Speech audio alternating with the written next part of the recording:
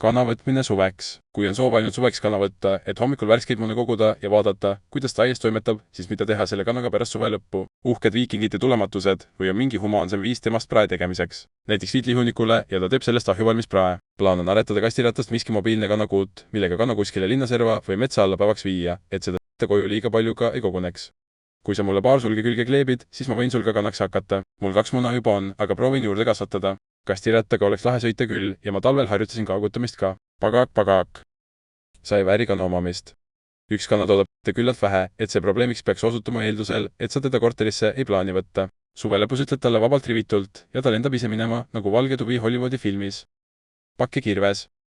Osad kanapidajad pakuvad kanane rentimist suveks, et saad sügisel kannad tagasi anda. Ise alustasin ka kunagi nii, kuigi seda tagasiviimise varianti lõpuks ei kasutunudki, vaid hakkasingi aasta ringi kannu pidama. Kui sul on mõni tuttav kanapidaja, siis ehk saad kokkuleppele talvise majutamise osas, et kevadel saad jälle samade kannadega jätkata.